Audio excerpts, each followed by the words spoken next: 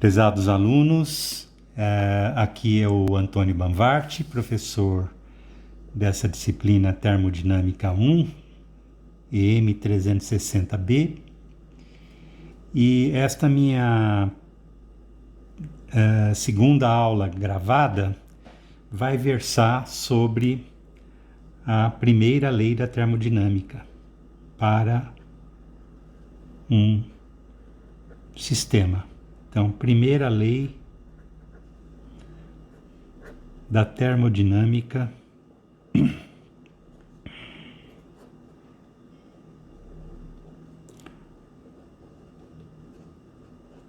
para sistema.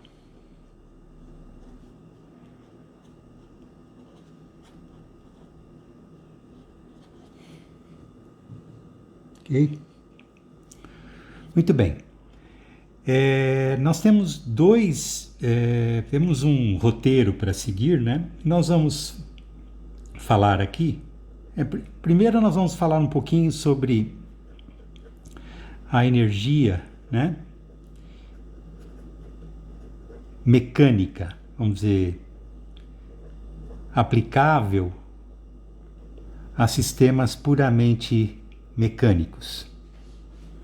E depois nós vamos mostrar que esse conceito ele não é suficiente para dar conta, por exemplo, dos experimentos que o Joule conduziu, né? E todos os que vêm na sequência que envolvem uma parte térmica considerável. Tá? Depois nós vamos falar, então, do conceito de energia interna,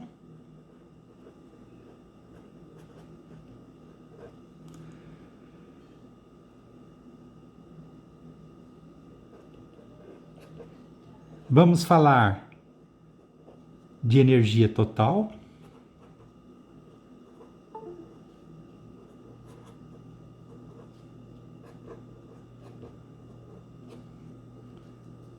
e da primeira lei da termodinâmica. Certo?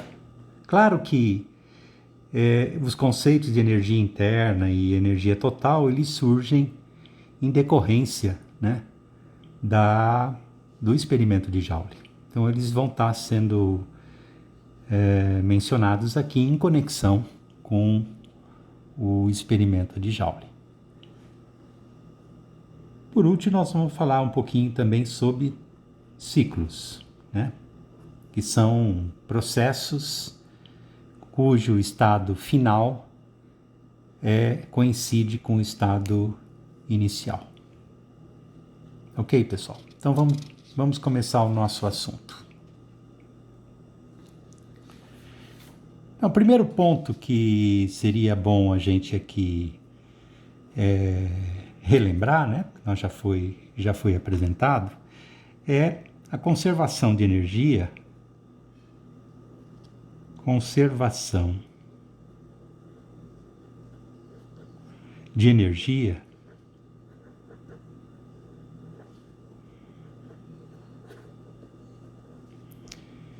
em sistemas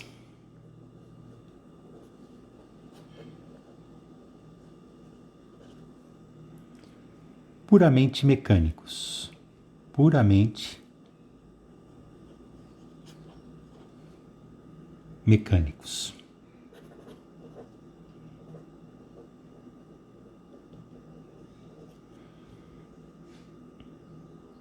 Então, nós apresentamos algumas aulas atrás, né, esta definição, esta lei que eu estou aqui escrevendo.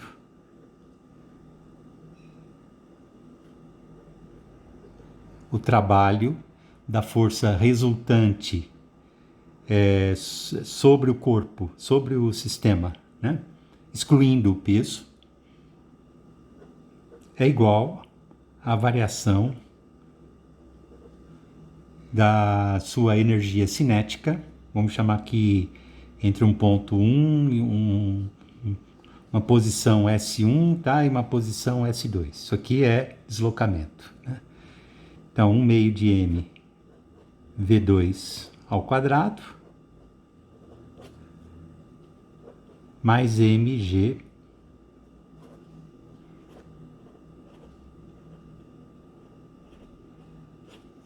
V2 menos E1. Então é importante aqui salientar o seguinte: esse R é a força resultante tirando descontado o peso, tá? Então você pega a força R, ela é a força resultante sobre o corpo, menos mg. É uma subtração vetorial, né? Vetorial. E o ds é o deslocamento, vetor deslocamento.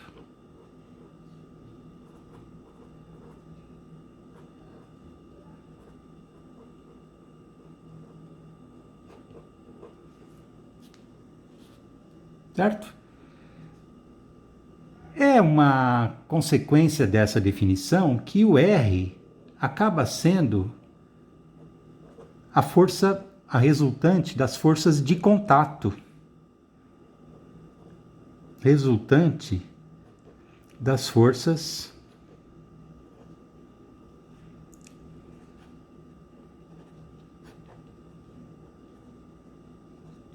de contato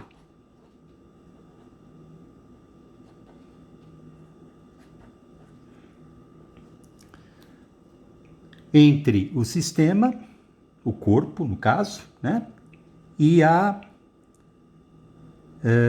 vizinhança, entre o sistema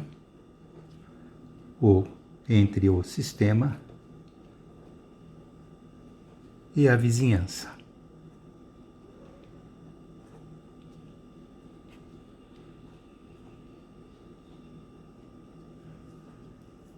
Então, na verdade, este trabalho dessa força resultante é quem vai causar, então, a variação da energia cinética e a energia potencial entre os pontos 1, a posição 1 e a posição 2 desse sistema. Bom, quando eu digo que isso é válido para um sistema puramente mecânico, aí eu estou me restringindo àquelas situações que vocês já devem ter visto, né? Corpos, blocos, vigas, né? Coisas que, vamos dizer, a parte térmica é irrelevante, né? Objetos que estão sujeitos a uma força, né? Uma força distribuída, uma força localizada, um contato, etc. Então, eles reagem de uma forma puramente mecânica e essa lei se aplica para esse contexto. Tá? Nós também falamos, agora eu preciso fazer aqui uma adaptação disso à convenção que nós usamos sobre o trabalho, né? Convenção de sinais.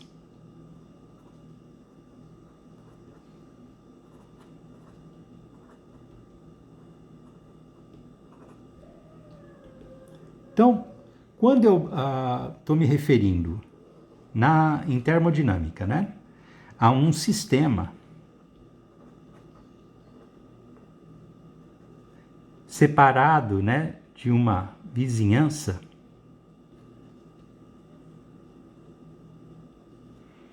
e eu digo que o sistema realiza trabalho sobre a vizinhança, eu coloco essa simbologia. Isso aqui significa que o sistema deslocou a vizinhança e o trabalho, por convenção, ele é admitido ele é convencionado com o sinal positivo. Tá? Já quando é a vizinhança que desloca ou realiza trabalho sobre o sistema, esse trabalho aqui ele é considerado negativo. Veja, o trabalho é positivo quando o sistema desloca a vizinhança e ele certamente vai causar uma diminuição da energia do sistema, né? Porque está saindo energia, o sistema deve, de alguma maneira, reduzir a sua energia. E aqui não. Quando é a vizinhança que realiza trabalho sobre o sistema, ele deve, de alguma maneira, aumentar a sua energia, que, no caso de um sistema mecânico, é composta pela energia, soma da energia cinética com a energia potencial. Tá? Bom, ocorre que esse trabalho é um trabalho da força resultante sobre o sistema, tá? Então, aqui eu queria insistir um pouquinho isso.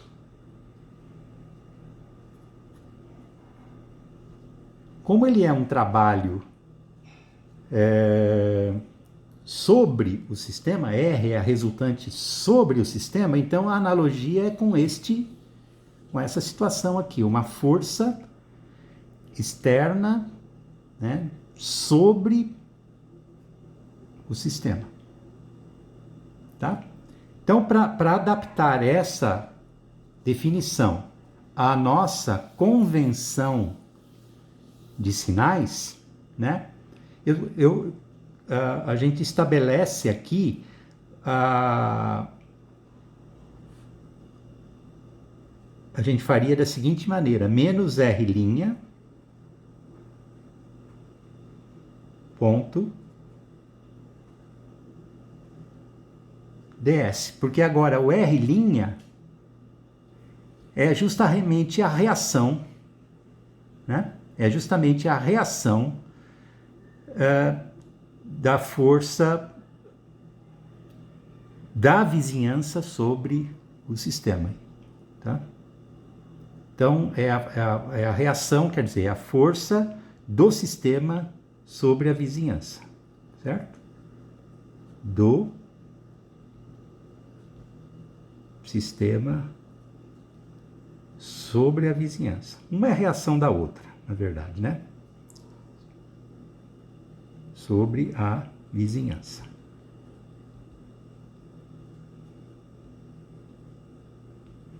E aqui é o contrário, né? Da vizinhança sobre o sistema, né? Isso aqui é da vizinhança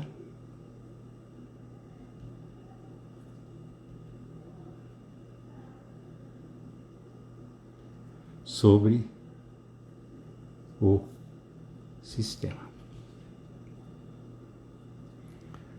Muito bem, então agora, o que nós vamos chamar de trabalho, de acordo com essa convenção aqui, é justamente este R'(ds).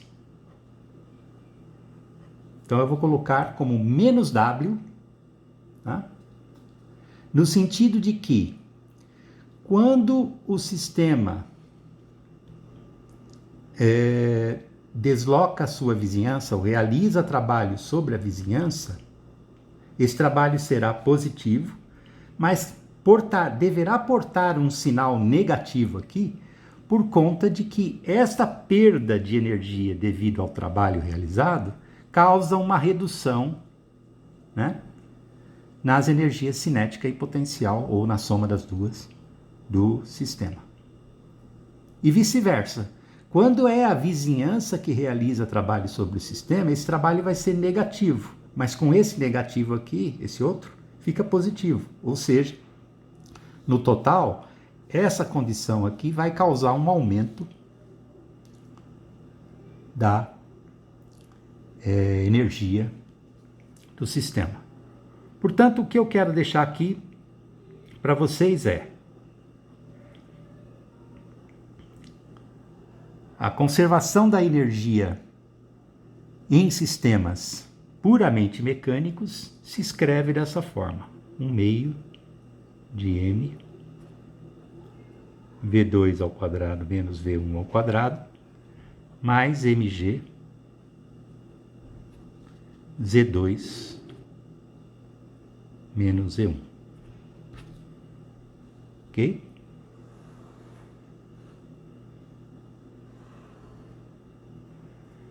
Pronto. A soma dessas energias aqui, cinética e potencial, seria a energia mecânica, né? Que vocês viram aqueles problemas do pêndulo, né? Onde o pêndulo está a seu bel prazer, então não há trabalho externo, né? Se eu não considerar o atrito, nada, então isso aqui vai ficar zero, né? Aí vai ficar a soma da energia cinética e potencial igual a zero. Bom, isso é o que acontece para um sistema puramente mecânico.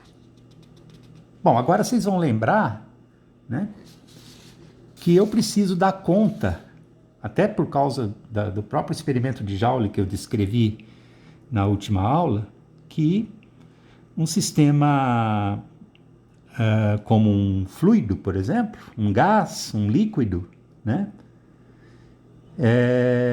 não se comporta necessariamente como um sistema puramente mecânico. Tá? Então é aí que eu vou falar agora sobre esse conceito aqui de energia interna.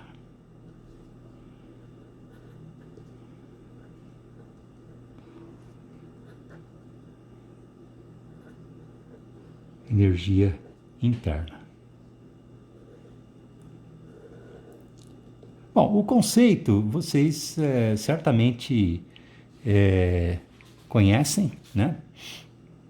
É aquela energia que é armazenada nos constituintes das partículas que compõem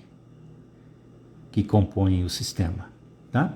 A designação dessa energia é a letra U maiúsculo e a unidade é a propriedade extensiva, tá? Essa aqui, extensiva. Eu posso somar essa quantidade, certo? E ela é medida em joules. No sistema internacional, lógico.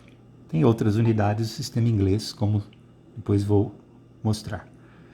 E existe uma propriedade que é mais comum, que é a energia interna por unidade de massa, ou seja, é você pegar o U e dividir pela massa. Pela massa do sistema que você está lidando, tá? Essa aqui é intensiva. E ela vai estar em joules por quilograma.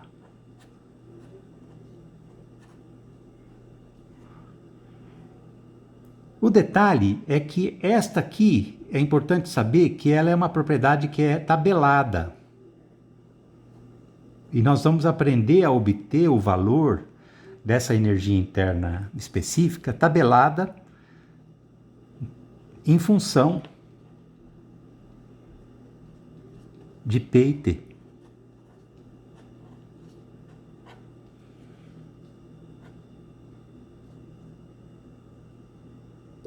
Ok? Então existem tabelas, que depois eu vou apresentar na aula que vem, possivelmente, em que vocês vão ver o valor de U, dada a pressão e a temperatura, você entra na tabela e descobre o valor da pressão e da temperatura. Muito bem. Então, o que vem a ser essa energia interna, né? Ela é uma forma de energia interna. A energia interna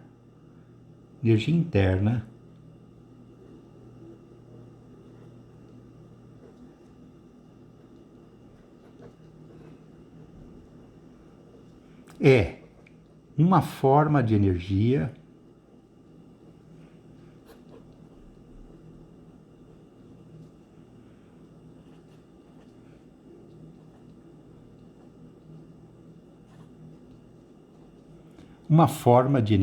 armazenada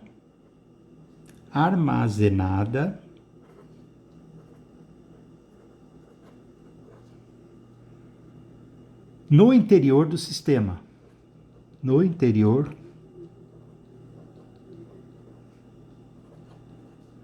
do sistema. Para visualizar isso, tem várias maneiras, tá?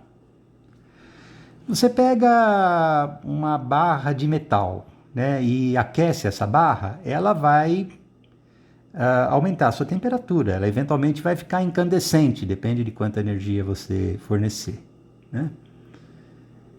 E essa energia não é nem cinética e nem potencial, ela vai estar quente, ela vai estar incandescente eventualmente, certo? Essa energia que se aparece na forma dessa incandescência ou dessa temperatura alta é a energia interna. Você pode visualizar que as partículas lá estão vibrando mais forte, estão com uma energia cinética, né, maior. Você também dá para visualizar de outra forma. Você pode pensar em imaginar uma mola, né, uma mola comprimida. Então ela tem energia armazenada interna, né? Ou às vezes chamam de potencial elástico, mas enfim.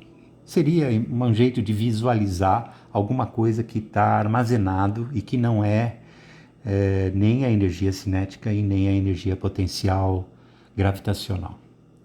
Tá? Ok. Vem desse conceito agora que eu tenho 3 formas de energia que um sistema pode conter, né, que pode armazenar. Então, um sistema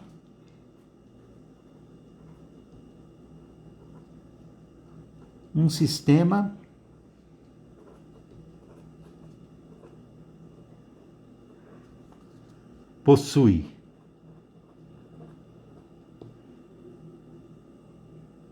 três formas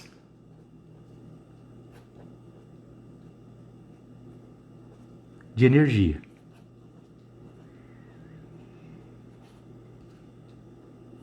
E aí, possui, né?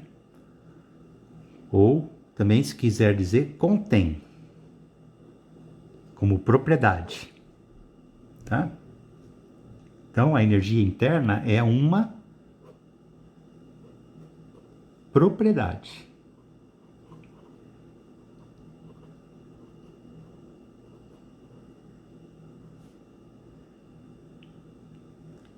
Três formas de energia, então, que nós vimos, né, pela ordem. A cinética, a potencial gravitacional, vou chamar só de potencial, tá? E a interna.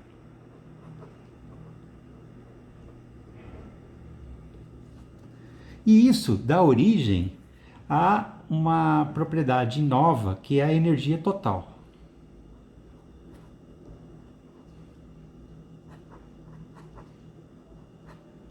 E que também é uma propriedade extensiva,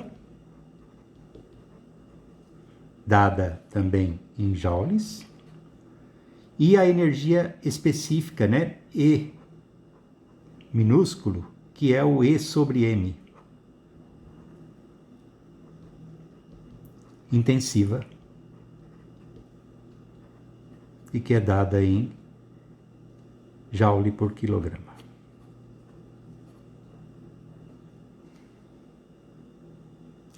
Bom, o E não é tabelado, né? O E, desculpa, aqui precisa dar a definição. O E vai ser a soma, justamente, da energia interna, mais a energia cinética,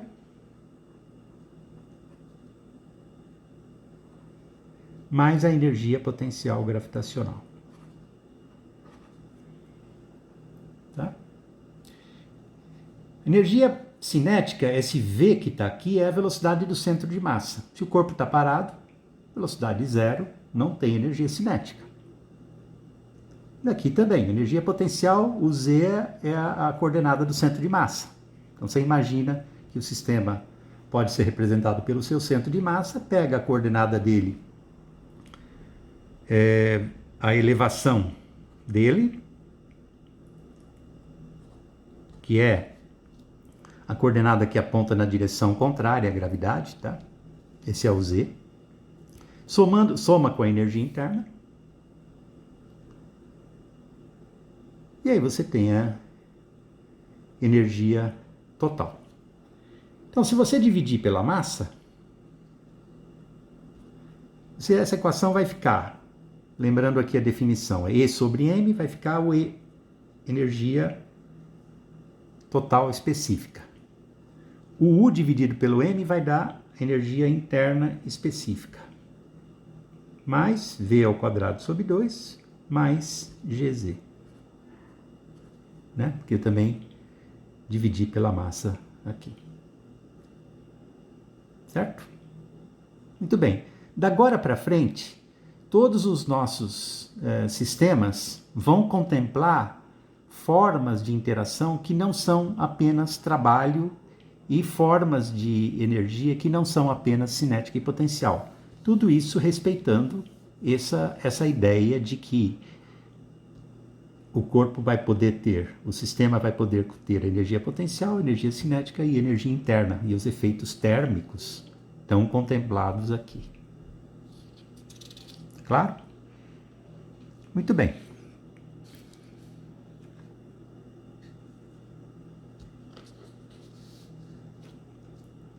Então, como é que é o postulado, né? Qual é o postulado da primeira lei para sistemas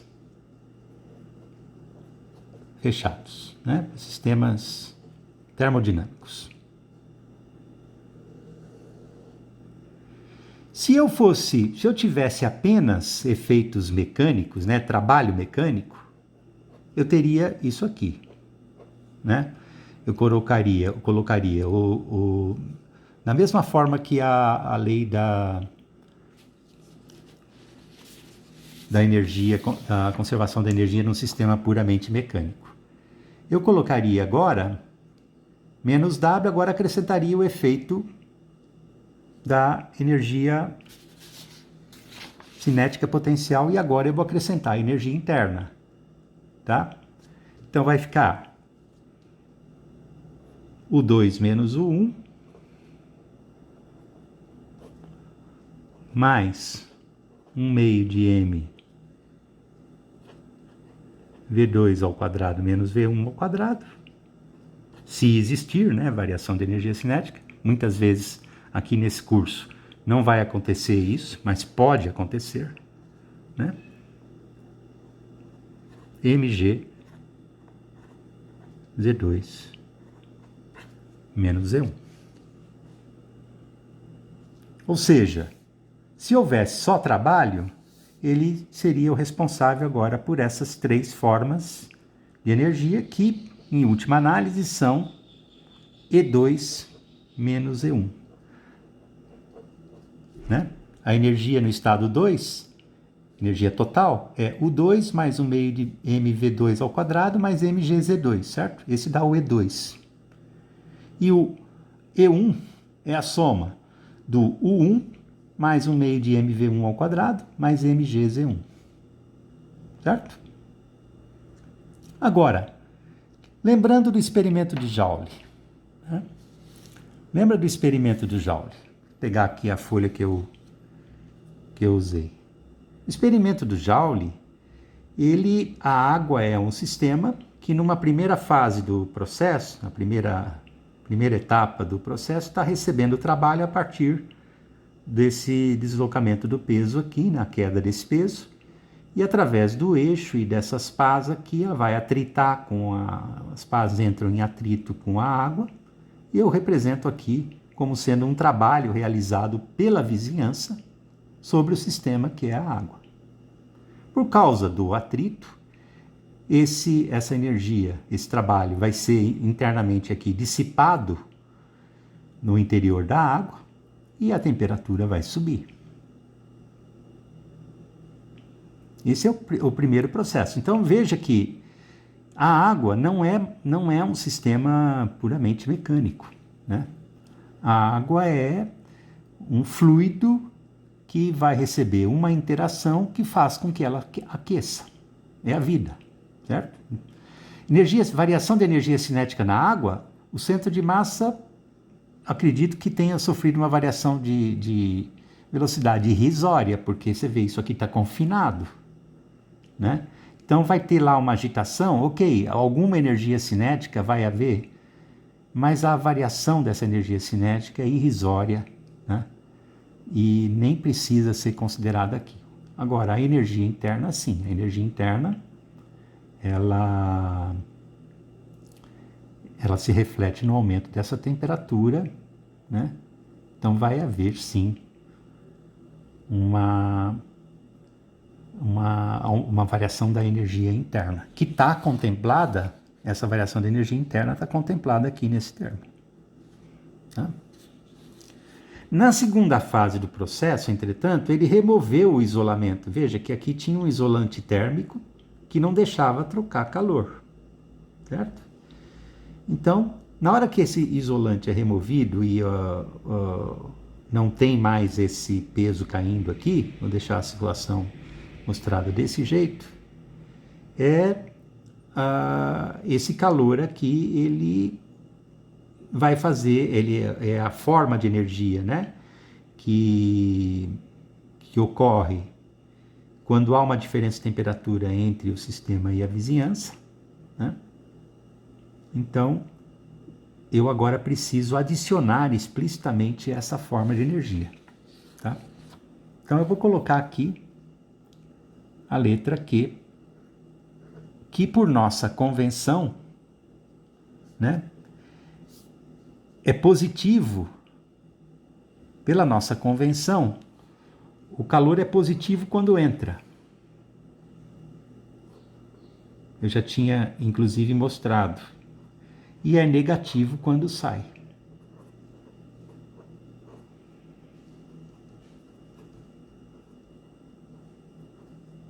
É o contrário do trabalho, né? O trabalho é positivo,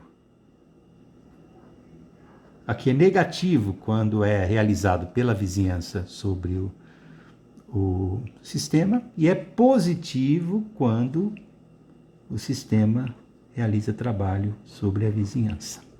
Por isso que existe aqui o sinal menos na frente do trabalho e o sinal mais, né, na frente do calor. Então, essa diferença é por causa da convenção de sinais ser diferente para calor e trabalho. Pronto, agora com a introdução desse calor aqui, eu consigo completar o segundo processo do experimento de Joule, né?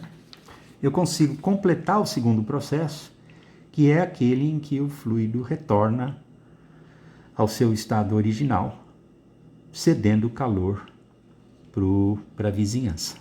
Tá? Então, esse calor está contemplado aqui e ele vai causar uma redução nas energias, na energia térmica, na energia interna, né?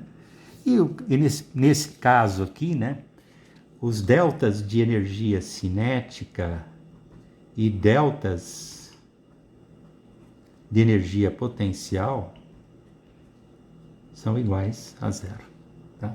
Ou podem ser desprezados. Aqui a energia cinética pode ser desprezada e a energia potencial não houve, né? O centro de massa vai ficar igual. Então, aqui a variação da energia cinética e energia potencial não tem. Você podia chegar aqui e simplesmente cancelar esses dois últimos termos e tratar só como variação da energia interna.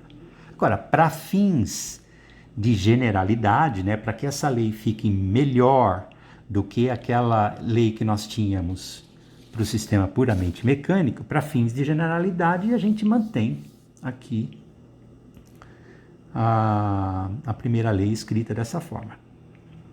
Então, a nossa conclusão aqui da nossa aula é que Q menos W igual a E2 menos E1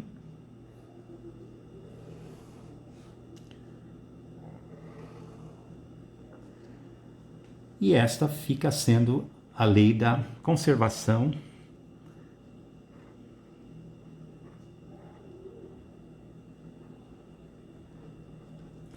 da energia total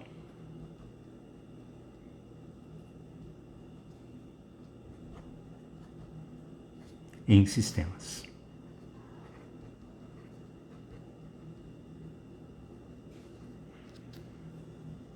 Ok?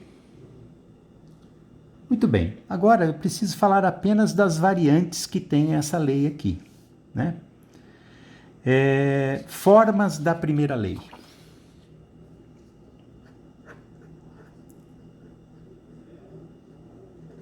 formas da primeira lei para sistemas.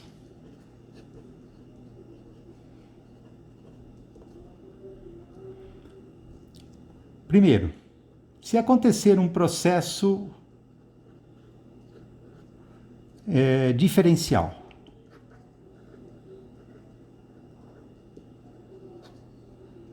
o que é um processo diferencial? É um processo com uma pequena variação de temperatura, uma pequena variação, pequena no sentido assim, tendendo para zero. Tá? Então, se o processo for um processo diferencial, você vai escrever a primeira lei na forma diferencial. Certo? Então, isso aqui, Q, se o processo é diferencial, vai ficar um dQ. W vai virar um dW. E delta E, né, vai ficar um DE. Então, o Q vira um dQ. Lembrem, sempre o diferencial de uma grandeza, né? Um diferencial de uma propriedade ou de uma grandeza que depende do caminho, não é uma propriedade, né? Uma grandeza que depende do caminho vai ser indicado por dQ, com esse símbolo D ronde, né? D redondo. E o W também. Né?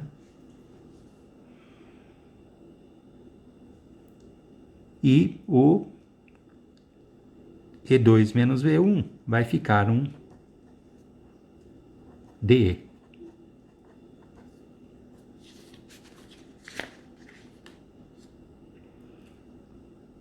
Então, o processo diferencial vai ficar dQ menos dW igual a DE. Por que a gente usa isso, hein? Bom, a gente usa para, às vezes você tem isso aqui vira uma equação diferencial, tá? Pode virar uma equação diferencial e a gente resolve a equação diferencial partindo desse processo infinitesimal, né? Ou seja, infinitesimal.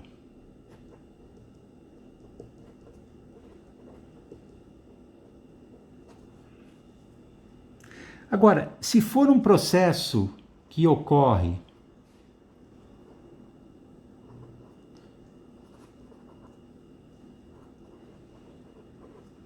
a uma taxa, a uma certa taxa,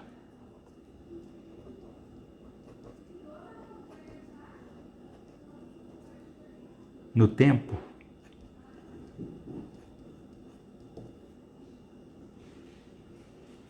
imagina, por exemplo, que você está deslocando um pistão, né, contra um fluido. Então, o processo está ocorrendo uma determinada taxa, né, com uma determinada velocidade. Então, aí é costume, para processos que ocorrem na forma de uma taxa, é costume dividir pelo tempo, né? Então, se você divide pelo intervalo de tempo em que ele está acontecendo, em cada momento, né? Quer dizer, houve um dQ trocado no intervalo dt. Houve um trabalho realizado ou sofrido no intervalo dt. Houve uma variação de energia dE no intervalo dt. Então você divide pelo dt. Então vai ficar dQ dt dW dt dE.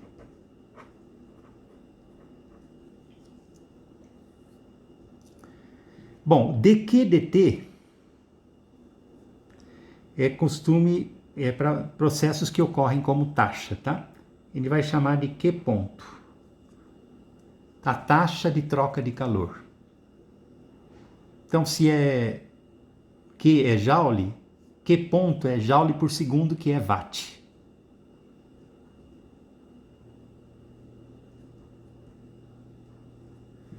Aqui também vai ser W ponto e ali vai ser dE dt mesmo.